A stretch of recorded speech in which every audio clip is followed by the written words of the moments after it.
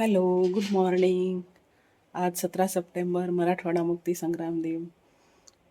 मराठवाड्यातील सर्व माझ्या बंधू आणि भगिनींना मराठवाडा मुक्ती संग्राम दिनाच्या खूप खूप हार्दिक शुभेच्छा. आज 17 सप्टेंबरची सुट्टी आहे, त्यामुळं मुलं घरीच आहेत.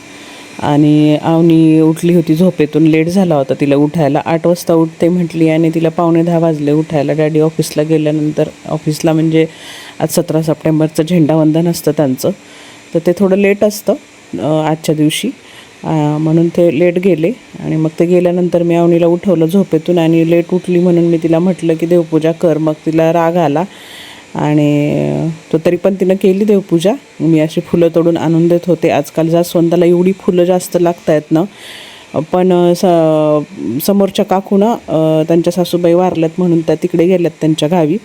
नाहीतर त्या असल्या ना की ही फुलं काहीच ठेवत नाहीत मला देवासाठी. दोघीजणी मिळून ना, एका काकूंच्या मुलींची डिलिव्हरी झाली आहे म्हणून त्या गेल्यात पुण्याला, आणि दुसऱ्या काकू तिकडे त्यांच्या गावी गेल्यात.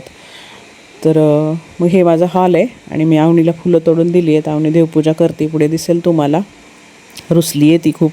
मग मी तिला म्हटलं की झोपलीस तेवढा वेळ वेस्ट नाही का गेला, पूजेलाच असा किती वेळ लागणार आहे असं म्हणलं, म्हणून तिला राग आला आहे आणि अशी फुगून देवपूजा करते आहे तिनं.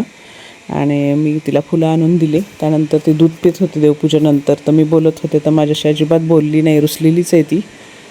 त्यानंतर मी स्वयंपाकाला लागले.